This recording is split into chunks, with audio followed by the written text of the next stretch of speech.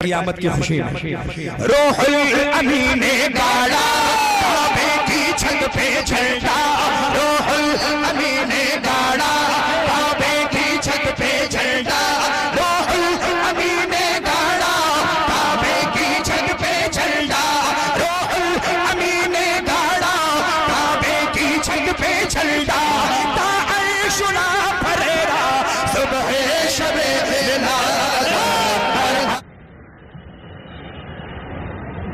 بعد توحید کے مت والو، شمع رسالت کے پروانوں، میرے بزرگوں اور دوستوں، عزیز بچوں، السلام علیکم ورحمۃ اللہ وبرکاتہ۔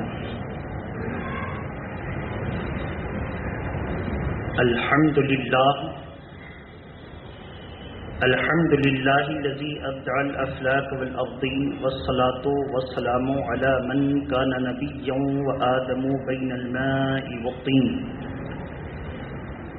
وعلی آلہ الطیبین الطاہرین واصحابہ اجمعین، اما بعد فاعوذ باللہ من الشیطان الرجیم، بسم اللہ الرحمن الرحیم۔ قد جاءکم من اللہ نور وکتاب مبین، صدق اللہ العلی العظیم۔ اللہ کی سرتا بقدم شان ہے یہ، انسان نہیں انسان وہ انسان ہے یہ۔ قرآن تو بتاتا ہے ایمان انہیں، ایمان یہ کہتا ہے میری جان ہے یہ۔ اور فرش پر بھی ہوا ذکر صلی علی، فرش پر بھی ہوا ذکر صلی علی، عرش پہ بھی ہوا چرچا سرکار کا، ہر طرف سج گئی محفل مصطفیٰ، ہر طرف یا نبی ہو گئی۔ اور خدا ہے ذاکر میرے نبی کا، کبھی نہ یہ ذکر ختم ہوگا۔ خدا ہے ذاکر میرے نبی کا، کبھی نہ یہ ذکر ختم ہوگا۔ ازل سے میرے نبی کی محفل سجی ہوئی ہے، سجی رہے گی۔ عزیزان ملت اسلامیہ، آج کی اس محفل محبت میں گزشتہ سے منسلک ہم اور آپ آقائے نامدار فخر موجودات حضور احمد مجتبی محمد الرسول اللہ روحی فدا صلی اللہ علیہ وسلم کے یوم ولادت کے موقع پر ان کی سیرت طیبہ کے مخصوص گوشے کو سماعت کرنے کا شرف حاصل کر رہے ہیں۔ اللہ کے پیارے نبی صلی اللہ تعالی علیہ وسلم، صحابہ اکرام جن کے بارے میں عقیدہ رکھتے تھے کہ حضور جانے کائنات ہیں، اور جانے کائنات کا مطلب یہ ہے کہ جس دل سے حضور کی محبت نکل گئی وہ انسان زندہ ہو کر کے بھی مردہ ہے۔ ایسی صورت میں آج کے اس سلگتے ہوئے ماحول میں میری پوری کوشش یہی ہے کہ ہم قرآن مجید کا مطالعہ زیادہ سے زیادہ کر کے عوام تک عید میلاد النبی، جلوس محمدی اور جشن عید میلاد النبی اور جھنڈا وغیرہ کے اوپر جو اعتراضات آتے ہیں اس کو ہم قرآن و حدیث کی روشنی میں صاف ریفرنس اور حوالہ کے ساتھ آپ کے سامنے پیش کریں۔ اسے ہوگا کیا کہ جو بلب ایک دم فیوز ہو چکا ہے، فیوز ہونے والے بلب میں دو طرح کے بلب ہیں۔ ایک بلب ہے کہ گستاخی رسول کر کے کٹ گیا ہو، اور دوسرا یہ ہے کہ حسد اور جلن میں مر گیا ہو۔ ان دونوں سے اسلام کو نقصان پہنچا ہے۔ ایک بلب ایسا بھی کٹتا ہے کہ بلب تو ہے، فلامنٹ بھی اس میں ہے، مگر ایک طرف کا تار کٹتا ہے۔ تو ایک طرف کا جب تار کٹتا ہے تو ہم لوگ غریب آدمی کیا کرتے ہیں، رکو اس کو کام کے لائق بناتے ہیں۔ اس ایک طرف کے تار کو کٹے ہوئے کو الٹ پلٹ کے ہلا کر کے ہم لوگ اس کے ٹاور سے ملا دیتے ہیں. اگر وہ ٹاور سے سٹ جاتا ہے تو بلب پھر جل جاتا ہے.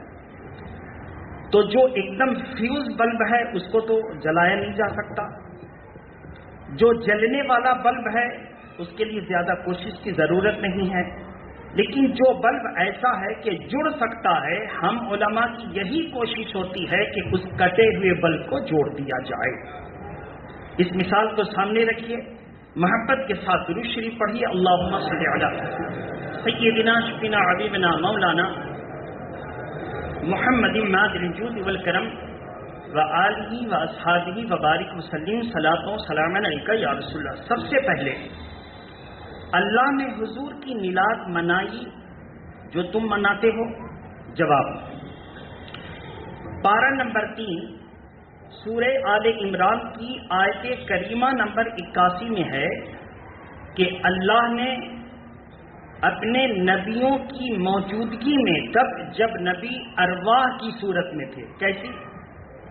اس وقت میرے نبی کا ذکر کیا اور پیدائش کا اعلان کرتے ہوئے ارشاد فرمایا وَإِذْ أَخَذَ اللَّهُ مِيثَاقَ النَّبِيِّينَ لَمَا آتَيْتُكُم مِّن كِتَابٍ وَحِكْمَةٍ ثُمَّ جَاءَكُمْ رَسُولٌ. جب تم آدم سے عیسیٰ تک سارے نبیوں سن لو، اپنے اپنے دور میں اپنے اپنے علاقے میں نبوت کا تاج سر پر لے کر جاؤ گے، اور ٹھیک اس عالم میں جب تم نبوت کی ذمہ داری کو ادا کر رہے ہوگے اور میرا عظیم شان رسول آ گیا تو تم اس پر ایمان لاؤ گے، اس کی مدد کرو گے. سارے نبیوں نے ایمان لانے کا اقرار کیا، مدد کرنے کا وعدہ کیا، تصدیق کرنے کا وعدہ کیا. اللہ تبارک تعالیٰ نے فرمایا تم سب اس بات پر گواہی دیتے ہو. سارے نبیوں نے گواہی دی. پھر رب کائنات ارشاد فرماتا ہے تم سب گواہوں کے اوپر میں گواہ بن جاتا ہوں کہ جب میرے آخری نبی تم میں جلوہ فگن ہوں گے تو تم ان پر ایمان لانا، ان کی تعظیم کرنا. اس آیت کریمہ سورہ آل عمران آیت کریمہ نمبر 81 سے ثابت ہو گیا کہ اللہ تعالیٰ نے اپنے نبیوں کے ارواح کے درمیان میرے نبی کی پیدائش کا ذکر اور ایمان لانے کا ذکر اور مدد کرنے کا ذکر کیا. تو نبی کا ذکر کرنا اللہ کی بھی سنت ہے اور نبیوں کی بھی سنت ہے. دوسری مثال، قد جاءکم من اللہ نور. تحقیق کہ اللہ کی جانب سے آ گیا ایک عظیم الشان نور. یہ آیت کریمہ کب نازل ہوئی؟ اللہ کے پیارے نبی اپنی زندگی کے آخری حجۃ الوداع کے موقع پر میدان عرفات میں حج کا رکن اکبر ادا کر رہے تھے. تقریباً 1,24,000 صحابہ اکرام کا مجمع تھا. اس مجمع میں قد جاءکم من اللہ نور، تحقیق کہ اللہ کی جانب سے آ گیا تمہارے پاس نور. یہ آیت کریمہ نازل ہوئی. اس وقت حضور صلی اللہ علیہ وسلم کی عمر 61 سال سے تجاوز کر چکی تھی. سوال ہے کہ جب اللہ نے پارہ نمبر 6 رکوع نمبر 7 سورہ مائدہ کی آیت کریمہ نمبر 15 میں تحقیق کہ اللہ کی جانب سے تمہارے پاس آ گیا ایک نور، یہ بیان فرما کے وہ بھی حضور کی جب عمر 61 سال سے پار ہو رہی تھی تب بیان فرمایا. اس بیان کو کرنے کے بعد اب وضاحت کی ضرورت نہیں ہے کہ حج کے موقع پر 61 سال کی عمر تجاوز کر جائے. اس وقت جب میرے نبی کا میلاد اللہ منا رہا ہے تو ہم 61,000 سال تک کیوں نہ مناتے رہیں. اب کوئی کہے کہ حضور جب پیدا ہوئے تھے تو میلاد منا لیا گیا، تو اس کا جواب یہ ہے قرآن 27ویں رمضان کو ایک مرتبہ شب قدر کی رات میں جب آیا تو ہر سال ہم جشن قرآن مناتے ہیں، تو ہر سال جشن قرآن منا سکتے ہیں تو جشن صاحب قرآن کیوں نہیں منا سکتے. بہرحال تو حضور کی میلاد پر یہ ایسی واضح دلیل ہے. ہاں کچھ لوگوں کو یہ اعتراض ہے کہ اللہ کے پیارے نبی کے میلاد کا تعلق بعض کتابوں میں ہم پڑھتے ہیں تو ملتا نہیں ہے، بعض کتابوں میں ملتا نہیں ہے، تو ان کتابوں کے حوالے سے وہ کہتے ہیں کہ میلاد کرنا بدعت ہے، میلاد کرنا بدعت ہے۔ اس کا جواب یہ ہے کہ اگر کوئی قرآن میں نہ پا سکے تو کیا نہ پانے والوں کے مسئلے پر عمل ہوگا؟ مثلا ہم لوگوں کا اصول جو ہے مذہب کا وہ یہ ہے کہ علم والا بے علم سے افضل ہوتا ہے۔ زور سے بولیے، علم والا بے علم سے افضل ہوتا ہے۔ اس قانون اور گرامر کو سامنے رکھیے۔ اب آپ کہیے کہ علم والا بے علم سے افضل ہوتا ہے، اس کو بھی قرآن سے ثابت کیجیے۔ تو اللہ تعالیٰ قرآن مجید میں ارشاد فرماتا ہے هل يستوي الذين يعلمون والذين لا يعلمون، بتاؤ تو صحیح کیا علم والے اور بے علم برابر ہیں؟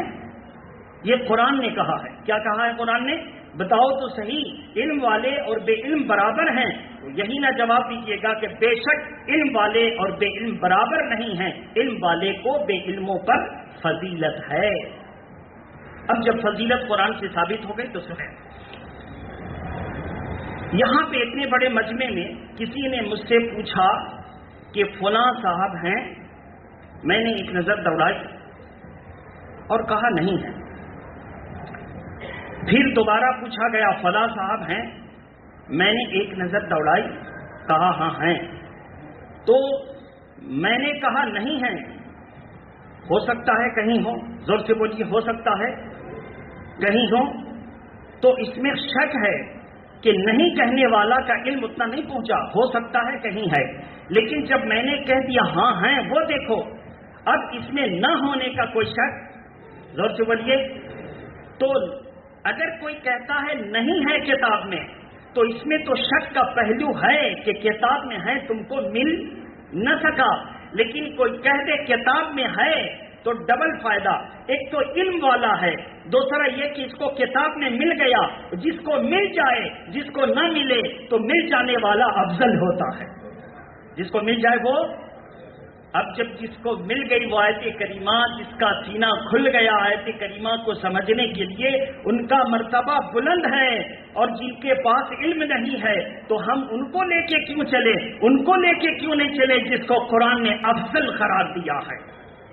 اگر کوئی اعتراض کرتا ہے تو ہم یہ اس کو جواب دیں گے، کیونکہ علمی معاملے میں یہی بحث ہم لوگوں کی آتی ہے، فلاں کہتا میں نے کتاب میں نہیں پایا، فلاں کہتا میں نے کتاب میں نہیں پایا، تو محنتی عالم کھڑا ہوتا ہے اور کہا تمہیں نہ ملا، نہ ملا، ہمیں تو مل گیا، تمہیں نہ ملا۔ تو ہم لوگ سب اس کو لائک کرتے ہیں، پسند کرتے ہیں، اس کو داد دیتے ہیں، یہ محنتی عالم ہے، اس کے سینے کو اللہ نے کھول دیا، اس کی آنکھوں کو کھول دیا۔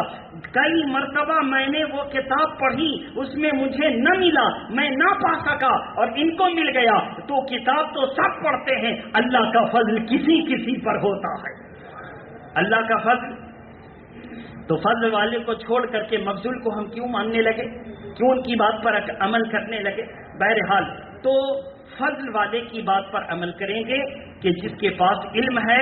اللہ کے پیارے نبی کے تعلق سے اب سوال ہوگا کہ چلو مانا کہ قرآن میں نبی کے میلاد کا ذکر ہے، حضور نے اپنی زندگی ظاہر میں میلاد منائی، حضور نے اپنی زندگی ظاہر میں اتنی قوی دلیل ہم آپ کے سامنے پیش کریں گے۔ اللہ کے پیارے نبی جب پیدا ہوئے تو حضرت دادا جان عبد المطلب نے اس دور میں عقیقہ کا جو دستور تھا حضور کی طرف سے عقیقہ کر دیا تھا۔ زور سے بولیے، حضور کی طرف سے اعلان نبوت کے بعد، بعثت کے بعد، اعلان نبوت کے بعد مانے بعثت کے بعد، جب اللہ کے نبی اللہ کا پیغام بندوں تک، اللہ کے بندوں تک، اپنی امت تک پہنچانے کا حکم مل گیا، اس کو بعثت کہتے ہیں۔ بعثت کے بعد اللہ کے پیارے نبی نے عقیقہ فرمایا، صاف لفظوں میں لکھا ہے ابقا رسول اللہ صلی اللہ تعالی علیہ وسلم عن نفسہ، اللہ کے پیارے رسول نے اپنی طرف سے اعلان نبوت کے بعد عقیقہ فرمایا۔ صحابہ نے پوچھا یا رسول اللہ یہ عقیقہ کہاں؟ ہاں یہ عقیقہ میں کر رہا ہوں۔ یا رسول اللہ کس وجہ سے کر رہے ہیں؟ اللہ کے نبی نے فرمایا عقیقہ کی تعریف کیا ہے؟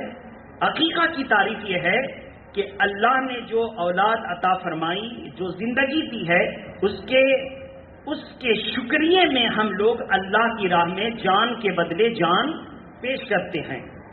تو حضور نے اپنی عقیقہ ادا فرمائی اور عقیقہ کرنے کے بعد کہا کہ میں نے اپنے میلاد کی خوشی میں عقیقہ کیا ہے۔ کس کی خوشی میں؟ میلاد کی خوشی میں۔ میلاد کا مطلب ولادت، ولادت کا مطلب پیدائش کی خوشی میں عقیقہ کیا ہے۔ اب کوئی کہے کہ نہیں میلاد کی خوشی میں عقیقہ نہیں کیا، انہوں نے عقیقہ کیا تھا، تو جواب کیا ہوگا؟ عقیقہ تو پیدائشی کی خوشی میں نہ ہوتی ہے، کوئی مرتا ہے تو عقیقہ کرتے ہیں کیا؟ تو جب کوئی مرتا ہے تو عقیقہ نہیں کرتے، کوئی پیدا ہوتا ہے تو عقیقہ کرتے ہیں۔ اور اللہ کے نبی نے صاف فرما دیا میں نے اپنی پیدائش میلاد کی خوشی میں عقیقہ کیا، اور صحابہ اکرام کو بکری کا گوشت کھلایا۔ اس سے ثابت ہوتا ہے کہ اللہ کے پیارے نبی نے اپنے میلاد کی خوشی خود منائی اور صحابہ اکرام نے اس خوشی میں شرکت کی۔ تو میلاد منانا حضور کی بھی سنت ہے اور میلاد کی خوشی میں شریک ہونا صحابہ کی سنت ہے، صحابہ کی سنت ہے۔ وہاں بھی لوگ اس کو کیسے کاٹتے ہیں کہ نہیں میلاد کی خوشی میں نہیں، عقیقہ کی خوشی میں۔ اب آپ کا ذہن تو بولتا ہاں بھائی عقیقہ، تو پھر ہم لوگ اس کو کوڑتے ہیں۔ کہا عقیقہ مرنی پر کرتے ہو یا جینی پر؟ زور سے بولیے، میلاد پر کرتے ہیں یا مرنی پر؟ تو صاف لفظوں میں کیوں نہیں کہتے کہ پیدائش کی خوشی میں عقیقہ کیا جاتا ہے؟ تو اسی کو تو میلاد کہتے ہیں۔ تو اب کہتا ہے آپ لوگ تو ادھر ادھر سے نکالتے، ادھر ادھر سے نہیں۔ حقیقت یہی ہے کہ کسی کا بھی عقیقہ ہو، موت پر عقیقہ نہیں ہوتا۔ زور سے بولیے، پیدائش پر عقیقہ ہوتا ہے۔ ہمارے گھر میں بچہ پیدا ہو، پیدائش پر عقیقہ ہو تو ہم کہیں بچے کی پیدائش منا رہے ہیں، اور نبی نے اپنا عقیقہ کیا تو عقیقہ کہہ کے معاملہ کو چھپا دے نہیں۔ سچ وہ ہے جو آج بھی ظاہر ہے اور کل بھی ظاہر رہے گا، سچ وہ ہے۔ بہرحال اب پھر کوئی کہے کہ یہ جھنڈا وغیرہ آپ لوگ کیوں لگاتے ہیں؟ بہت پرانی بات ہو چکی ہے، ہر آدمی کو معلوم ہو چکا ہے، صرف یاد ہم آپ کو دلا دیں۔ جھنڈا حضرت آمنہ بی بی فرماتی ہیں کہ جب اللہ کے پیارے نبی دنیا میں تشریف لا رہے تھے تو میں نے دیکھا کہ جبریل امین 2 جھنڈے لے کر آئے، ایک کعبہ کی چھت پر نصب کیا اور دوسرا منتہائے دنیا پر، جہاں دنیا ختم ہوتا، دنیا کا جہاں اختتام ہوتا، دنیا جہاں ختم ہوتی وہاں جا کے لگا دیا۔ ایک اور روایت میں کہ ایک جھنڈا کعبہ پر لگایا اور دوسرا جھنڈا میرے گھر پہ لگا دیا۔ کہاں پر؟ مولد النبی پر۔ کہاں پر؟ جہاں پہ حضور کی ولادت ہوئی، اس کو کیا کہیں گے؟ مولد۔ پیدائش کی جگہ کو کیا کہیں گے؟ مولد۔ تو بہرحال پیدائش کی جگہ پر اس گھر میں جھنڈا لگا دیا۔ اس سے پتا چلا کہ اللہ تبارک تعالی نبی کی آمد پر جبریل امین کو حکم دے رہا ہے، اور جبریل امین نبی کے نام کا جھنڈا لگا رہے ہیں۔ تو جب جبریل امین اللہ کے حکم سے جھنڈا لگا رہے ہیں تو آج یا قیامت تک جو مسلمان نبی کی عظمت کا پرچار کرتے ہوئے عمل بھی کرے گا، نمازیں بھی پڑھے گا، شریعت پر بھی چلے گا، گناہ سے بھی بچے گا، اور میلاد پر خوشی مناتے ہوئے جھنڈا بھی لہرائے گا، تو یہ سب نبی کی تعظیم ہے، اور جو تعظیم کرے گا وہ جنتی ہے۔ جو تعظیم کرے گا، بھائی کسی کے نام کا جھنڈا کیوں لہراتے؟ تعظیم کے لیے نا۔ اور قرآن نے یہی کہا ہے وَتُعَزِّرُوهُ وَتُوَقِّرُوهُ، پارہ نمبر 26 سورہ فتح کی آیت کریمہ، نبی کی تعظیم کرو، نبی کی توقیر کرو۔ تو تعظیم کا ایک طریقہ ہے کہ ان کے پیدائش کے دن جھنڈا لہرانا، ان کی پیدائش کے دن جھنڈا لہرانا۔ میرے محترم بزرگ اور دوستو، اب جھنڈا لہرانے میں ذرا یہ توجہ دیجیے گا کہ آپ کے جھنڈے کا کلر، نقش و نگار اور ڈیزائن پڑوسی ملک کی طرح نہیں ہونا چاہیے۔ زور سے بولیے، پڑوسی۔ آپ کے جھنڈے کا رنگ اور نقش و نگار یہ سب ہندوستانی اعتبار سے ہو، جس پہ الصلاۃ والسلام علیکہ یا رسول اللہ لکھا ہو، کلمہ طیبہ لکھا ہو، کلمہ شہادت لکھا ہو۔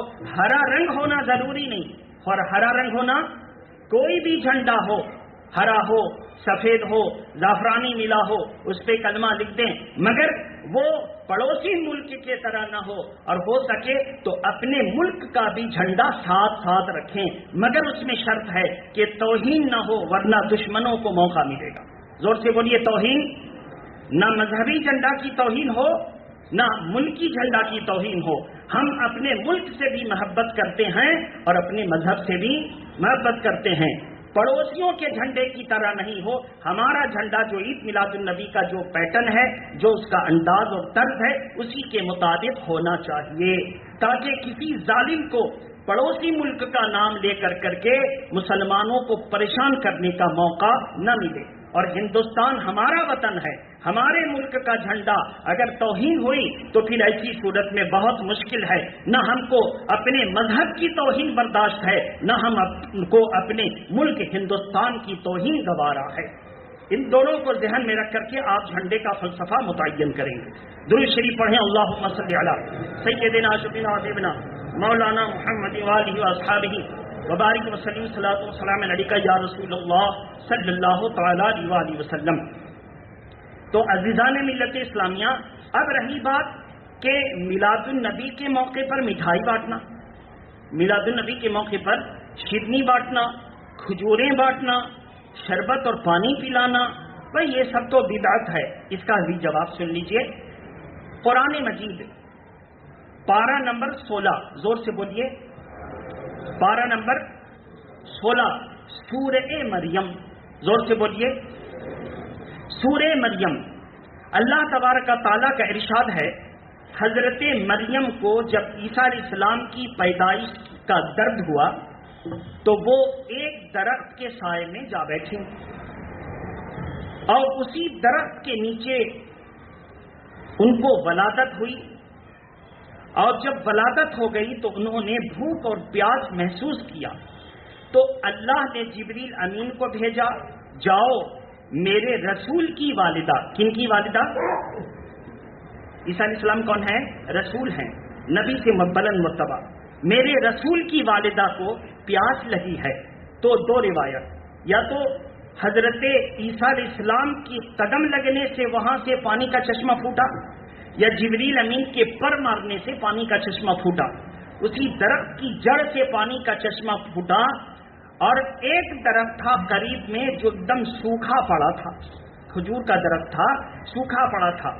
اللہ نے فرمایا، اے مریم بھوک لگی ہے، قرآن کا ارشاد سورہ مریم پارہ نمبر 16، وَهُزِّي إِلَيْكِ بِجِذْعِ النَّخْلَةِ تُسَاقِطْ عَلَيْكِ رُطَبًا جَنِيًّا، مریم غم مت کر، عیسیٰ علیہ السلام کی پیدائش ہوئی، اور جب پیدائش ہوئی تو لے ہم اس پر انعام دیتے ہیں، اس سوکھے ہوئے درخت کے تنے کو پکڑ، تنا کو پکڑا، ہاتھ کا لمس ہوا، برکت مل گئی، تنا اچانک ہرا بھرا ہوا، ترنت اس میں پھول لگے، پھل آئے، پھل دیکھتے دیکھتے پک گئے، فرمایا وَهُزِّي إِلَيْكِ، اب کیا دیکھتی ہو؟ یا اللہ نے پیغمبر کی پیدائش کی خوشی پر آنن فانن پیدا کیا ہے، کیا دیکھتی ہو؟ اب اس کو ہلاؤ، وَهُزِّي إِلَيْكِ، اپنی طرف ہلاؤ۔ درخت کو ہلایا ہے تو تازہ تازہ پکی پکی کھجوریں ٹپک پڑی، تو تازہ پکی ہوئی کھجوریں جب ٹپک پڑی اور کھجوروں بھی تازہ تازہ تھیں، تو ایسی صورت میں رسول اعظم پیدا ہوں ہم کھجور نہ بانٹیں، رسول اعظم پیدا ہوں ہم جو ہے شیرنی تقسیم نہ کریں۔ ارے قانون بن گیا، جب عیسیٰ علیہ السلام دنیا میں تشریف لا رہے ہیں، جو میرے نبی کی آمد کی بشارت دے رہے ہیں، مبشر آ رہا ہے، تو اللہ کھجوریں تقسیم کر رہا ہے، مبشر کے سردار آ رہے ہیں، تو ہم یقیناً ان کی یاد میں جتنا بہتر ہو سکے گا شیرنی تقسیم کر کے خوشی کا اظہار کریں۔ پانی کا بھی تو مسئلہ سمجھ میں آ گیا، پانی کا چشمہ بھی پھوٹ پڑا، اس لیے ہم لوگ پانی اور کھجوروں اور مٹھائیوں کا اور انواع و اقسام جس کی جو حیثیت ہے اس کا انتظام کرتے، مگر اس میں پھر ایک شرط ہے کہ اگر وہ حضور کے نام میں آپ دے رہے ہیں تو بے حرمتی نہ ہو، زور سے بولیے، ایسا نہ ہو کہ اس کا ذرہ کہیں ادھر گرے ادھر گرے اور پیروں میں آئے، بے حرمتی نہ ہو، اس انداز میں دیں کہ جب اس کو حضور کے نام سے دے رہے ہیں تو اب وہ متبرک ہے، برکت والی چیز، اور برکت والی چیز پیروں میں آئے، ایک مسلمان کو یہ گوارا نہیں ہونا چاہیے۔ آپ سوچتے ہیں اس کے ہاتھ سے گرا تو ہم کیوں اٹھائیں؟ نہیں، جس کی نظر پڑ گئی وہ اس کو اٹھا لے، جس کی نظر پڑ گئی وہ اس کو اٹھا لے۔ پھر ہم کہاں جائیں گے دلیل لانے کے لیے؟ اعلیٰ حضرت فاضل بریلوی کی بارگاہ میں چلتے ہیں، درود شریف پڑھیے، اللہم صلی علی سیدنا شفیعنا حبیبنا مولانا محمد وآلہ واصحابہ وبارک وسلم، صلاۃ و سلام علیک یا رسول اللہ۔ اعلیٰ حضرت فاضل بریلوی کی بارگاہ میں کچھوچھا شریف کے اعلیٰ حضرت علی حسین اشرفی میاں رحمہ اللہ تعالی نے اپنی خانقاہ سے محدث اعظم ہند کی چھوچوی کو، اس وقت صرف عالم تھے، بھیجا کہ آپ عالم بن چکے، لیکن اگر آپ کو فتویٰ نویسی سیکھنی ہے تو اعلیٰ حضرت کی بارگاہ میں جائیں۔ اعلیٰ حضرت کی بارگاہ میں محدث اعظم ہند کی چھوچوی علیہ الرحمہ زانوی ادب طے کرتے ہیں، تو اعلیٰ حضرت نے ان کو اپنی شاگردوں میں قبول فرمایا۔ اور کیوں گئے وہاں؟ بہت ساری خانقاہ تھی، بہت سارے علماء موجود تھے، ان سے پڑھتے، لیکن انہوں نے اپنے استاذ کو پڑھاتے وقت بار بار سنا کہ وہ اعلیٰ حضرت کا ذکر کر رہے ہیں، بہت محبت اور بہت عزت و احترام سے ذکر کر رہے ہیں۔ پوچھا، حضور آپ کے پیر کوئی اور ہیں، آپ کے استاد کوئی اور ہیں، لیکن آپ اعلیٰ حضرت کا نام اتنی محبت و احترام سے کیوں لیتے ہیں؟ جواب دیا کہ شاہزادے، بے شک جن سے علم ملا وہ نجات دلانے والا نہیں، جن سے مجھ کو بیعت شرف ملی وہ نجات دلانے والے نہیں، ہم کو امام احمد رضا نے نبی کی محبت دی، اصل ایمان دیا، ایمان نجات دلانے والی چیز ہے، اس لیے جہاں سے ایمان ملا میں اس کا ذکر کیا کرتا ہوں۔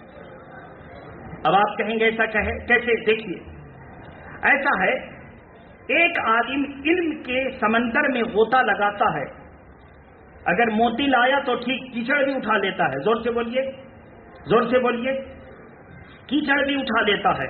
اب شیطان نے اس کے ذہن پر ڈال دیا، اب اسی کیچڑ کو موتی سمجھ کے خود بھی گمراہ ہوتا ہے اور دوسرے کو بھی گمراہ۔ اس لیے ہم دنیا کا بڑا سے بڑا عالم، کبھی میرا دل اس کی طرف نہیں بڑھتا، میں یہ دیکھتا ہوں ایمان ہے کہ نہیں ہے، ایمان۔ اور آپ کو بھی یہی دیکھنا چاہیے، جتنے بد عقیدے ہیں وہ چھوٹا چھوٹا مدرسہ کے نام پر کمائی اور چندہ دھندا کرنا شروع کر دیں گے، دوسرے کا حق ماریں گے، کہیں گے ہم مسجد سے آئے ہیں۔ ابھی مجھ سے سوال بار بار ہو رہا ہے، آپ اپنے مسجد سے مدرسہ کے بچوں کو چندہ کرنے کے لیے بھیج رہے ہیں یا نہیں؟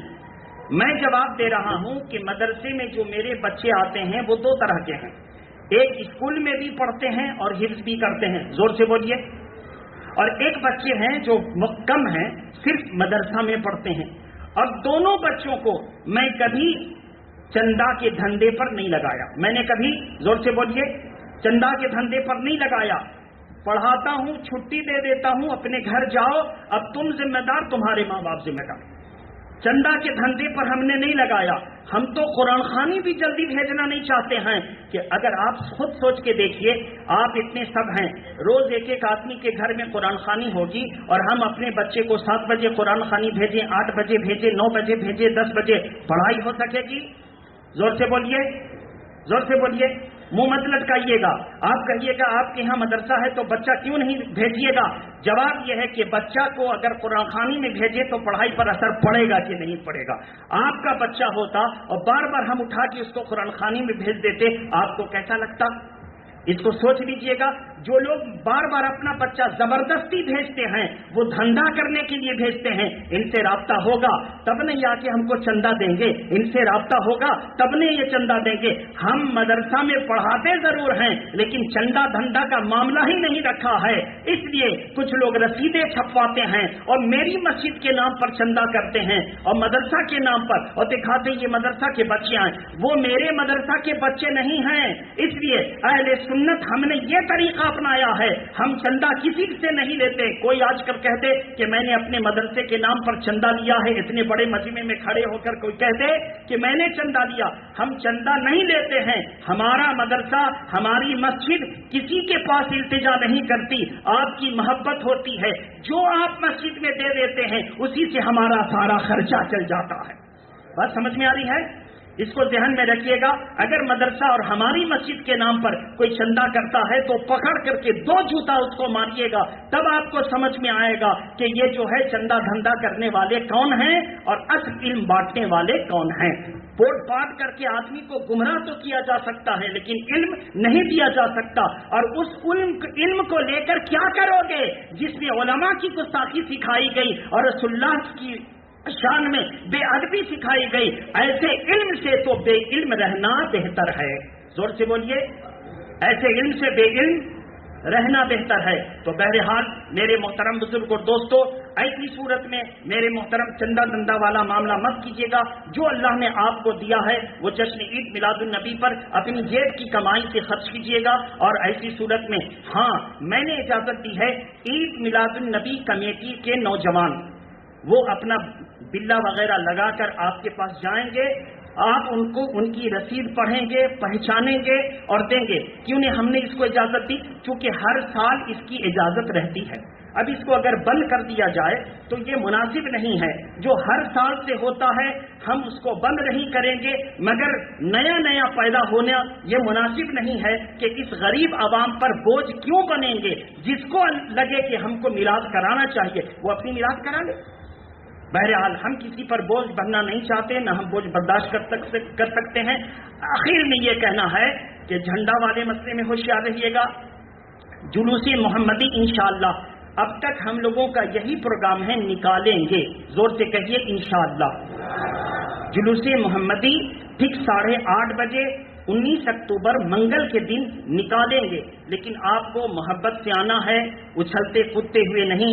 भीड़ भाड़ ऐसा ना कि एक जगह भीड़ लग जाए और फिर दूसरी जगह खाली हो जाए, फिर दूसरी बहुत दूर जाकर भीड़ लगे फिर खाली हो जाए। नहीं, नज्म और रब्त दोनों होना चाहिए। ऐसा लगे कि ये सब अगरचे इनका नाम अलग है, जैद, अमर, बकर, उमर, खालिद, ये सब नाम अलग अलग है, लेकिन एक जान की तरह हैं। देखो सब एक साथ कैसे जा रहे हैं। इनके चलने का अंदाज बताता है ये पढ़े लिखे हैं, इनके नारा लगाने का अंदाज बताता है ये समझदार हैं, इनके जो है लोगों को मुखातिब करने का अंदाज बताता है कि ये समझदार और अमन पसंद है। हमारा ये जुलूस जो निकलता है अमन के लिए निकलता। क्या है ये पीस के लिए निकलता है, अमन के लिए निकलता है। क्यों निकलता है अमन के लिए? क्योंकि अमन की मादा आमिना की गोद से उस दिन दुनिया में अमान देने वाला तशरीफ ला रहा है।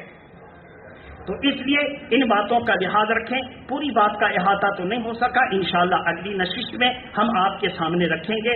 इस बात को ज़हन में रखते हुए हम आपसे रुखसत लेना चाहते हैं। वाखिर दावाना अनिल हम्दुलिल्लाहि रब्बिल आलमीन। अस्सलामु अलैकुम।